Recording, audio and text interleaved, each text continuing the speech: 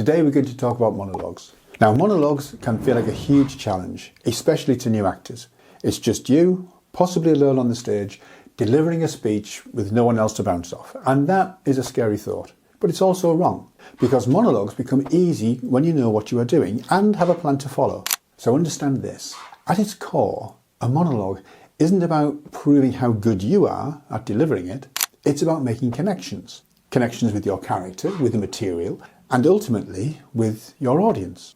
And the key to forming those connections and finding your confidence lies in good solid preparation and the steps we're about to cover. So let's start with confidence. A lot of people think that confidence is something that you're born with. Either you have it or you don't. But every actor knows that confidence isn't something that you're born with. It comes from being familiar with what you're doing. And when it comes to performing a monologue, that starts with a solid foundation of preparation. That's the real actor's secret. When you know your monologue inside out, not just the words, but the meaning behind the words and where they fit into the story, you feel in control. And control, that's what gives you confidence.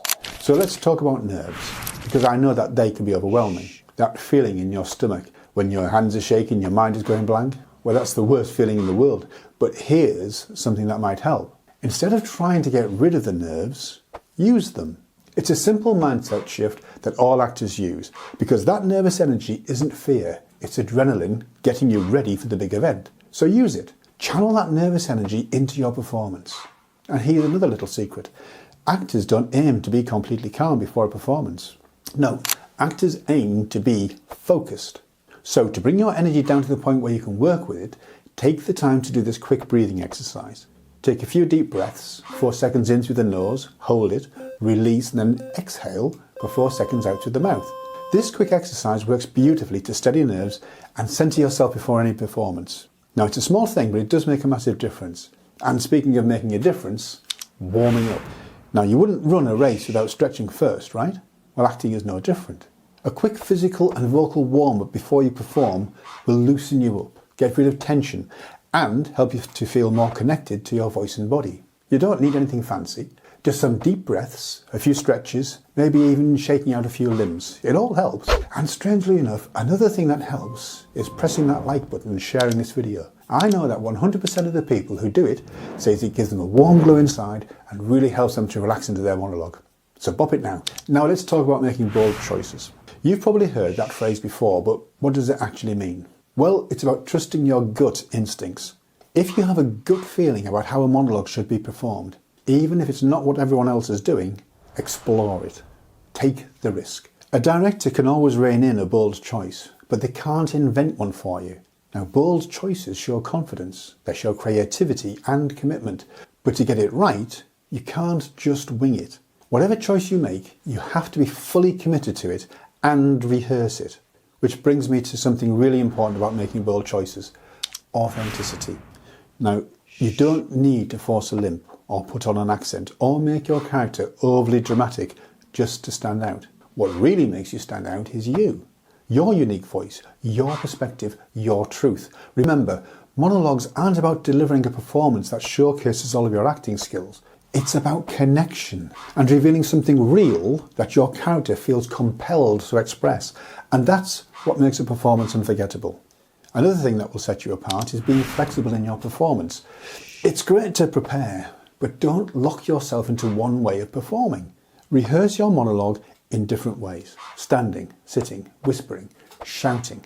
Try it with anger, with sadness, with empathy. Do this so you're comfortable with adjusting in the moment, no matter what is thrown at you. Maybe the audition room is smaller than you expected. Maybe the energy of the scene feels different today. But when you're able to be flexible in your performance, you are in control, and that makes you look and feel confident. And here's another little secret about monologues. They never actually start out as monologues. Think about it. If a character could get what they wanted in one line, then they wouldn't need a monologue. But they can't.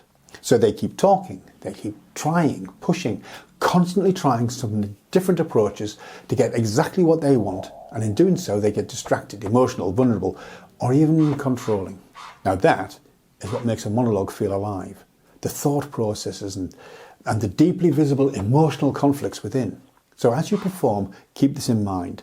Don't rush. I mean, I get it. Monologues can feel like long blocks of text which take a lot of time to perform, and it's tempting to speed through it just to get it over with. But confidence isn't about speed. It's about control. You must stay grounded in the present and keep your objective in mind. What does your character want? What is it that they are fighting for? It's not enough just to take part. You've got to play to win. And if that takes time, well, so be it. Remember, every great monologue is about someone fighting for something, even if that something is in the subtext of the piece. Find that element. Find that drive. It's what makes your performance compelling. And while we're on the subject of keeping your performance compelling and unforgettable, thought changes. Real people don't stay on one idea for too long. We jump from thought to thought. Problem solving, reacting, discovering, planning. Great actors do the same. Mark out in your script where your character's thoughts shift, and then be ready to show it. And be clear when and why that happens, so that clarity can be picked up by the audience. It's these pattern shifts that breathe life into a monologue and make a performance really come alive. Oh, and one more thing. Be absolutely sure who it is you're talking to. Now, this is huge. If you don't have a clear image of your recipient, whether it's an actual person, an audience member, or even yourself, you'll end up performing into the air instead of engaging with someone. And it's that engagement that makes the performance feel authentic. And if you're performing on camera, don't look straight into the lens. Just off to one side should be perfect. If it's an audition, don't hold your gaze on the casting director. It's very uncomfortable for them. Instead, keep your eye line just above them, or use a point of focus that they suggest. Oh, and don't forget to look away. Remember, humans rarely fix their gaze for extended periods of time. So there you have it. Monologues can feel daunting, but they don't have to be.